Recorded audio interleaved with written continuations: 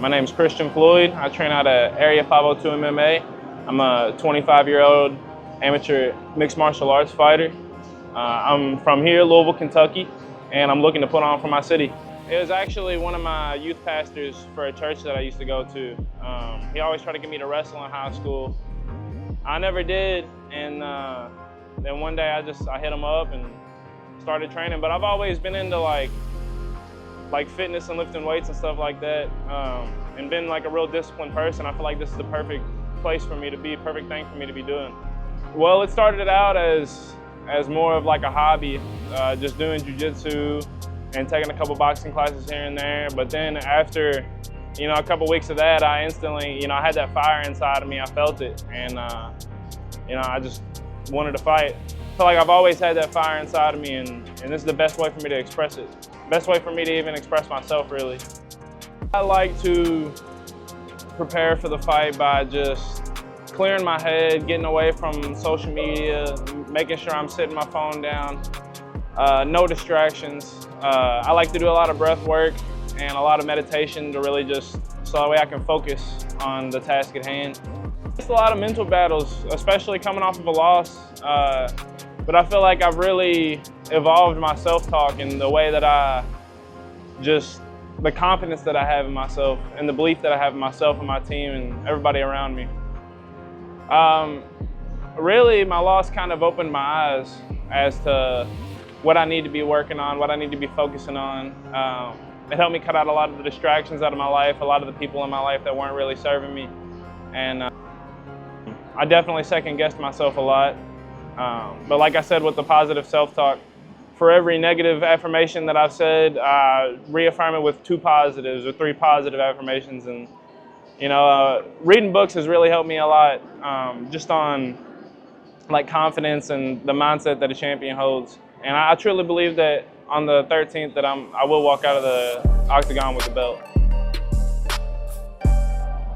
The moment that I knew I wanted to be an MMA fighter,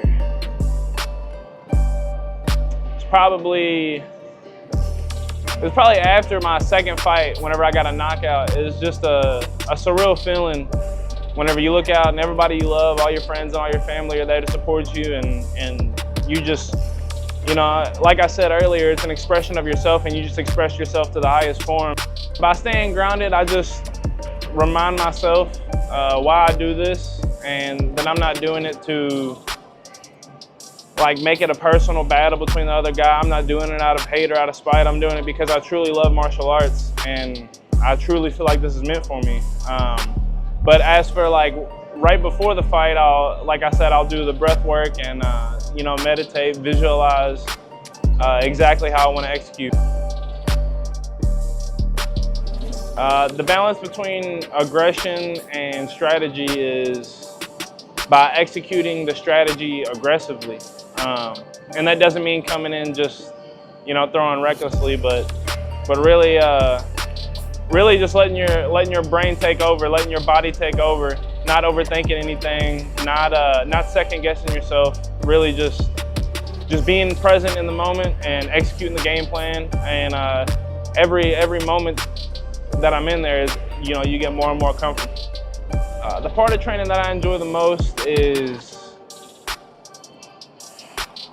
I enjoy a lot of the parts of training, even the crappy ones when I'm exhausted, and I would say afterwards, after those hard practices where it's grueling rounds or grueling wrestling rounds or grueling sparring rounds, afterwards, after those practices, I feel like I actually did something, But as for in the moment during training, just having all my friends around me, having all my teammates around me, and just enjoying the moment. Like I said, being in the present, that has a lot to do with it.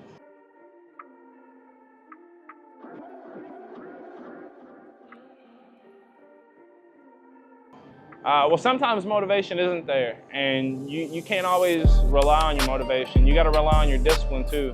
That's one of the biggest parts of martial arts is realizing that motivation isn't really always there. It's kind of like a wave, it comes and goes. But as long as you're disciplined, it doesn't really matter if you're motivated. But for this fight, you know, I'm hungry. I am motivated.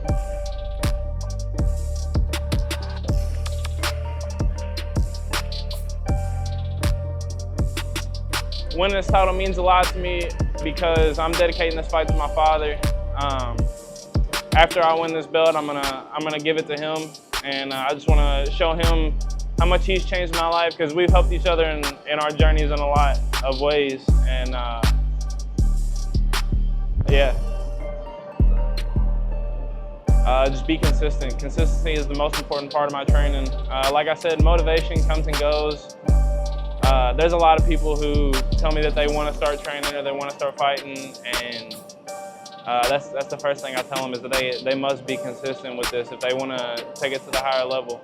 And I do want to take this to a higher level than I'm even at right now. You know, these amateur belts, whenever I get to where I want to be, won't really, like, I'll be happy that I did it, but it's all just part of the journey. I want to be the greatest thing to come out of Louisville since Muhammad Ali, you know what I mean? Like, I got high hopes and high aspirations for this. Philip Perkins, the owner of Area 502 Mixed Martial Arts. I'm a second-degree black belt in jiu-jitsu under Carlson Gracie Jr. I've coached fighters, amateur and professional at all levels, from local regional shows all the way to the UFC. Christian Floyd's head mixed martial arts coach.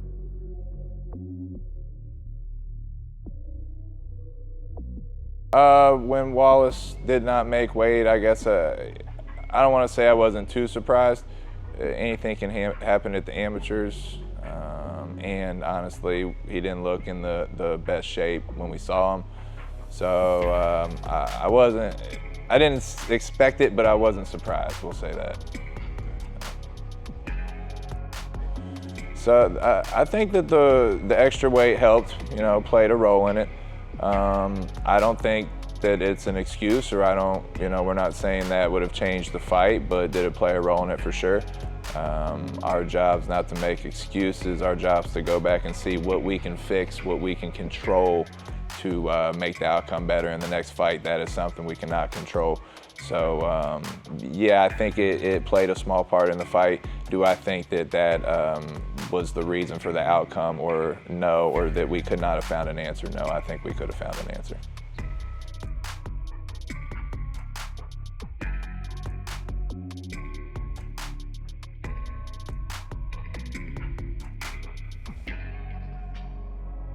His overall performance was good. I think we were just kind of firing on 6 or 7 out of 8 cylinders. It just wasn't quite able to put the combinations together. The wrestling just wasn't quite working. And not at any point in the fight did he really look horrible or look bad, but the techniques he was implementing just were not working that night. Wallace had a lot of answers for what Christian had. Yeah, honestly, I've only talked to him minimal since the fight, but my advice to him would be probably the same as after most fights, just to get back in the gym, get back at it. What I did tell him immediately after the fight is, hey, that fight's over. We're already on our way to the next one. So there's nothing we can do to go backwards. We are where we are. It's time to move forward. I understand it's easier for me to say than it is for him to do, because he cares a lot and he put a lot into it. And it's tough to take an L anytime, especially when you put that much into it. But he should have his head held high on that loss. He just was not the better man that night. It was nothing that he should hold his head down or go put his head in the hole in the ground. He did everything we could imagine and then some to prepare for that fight.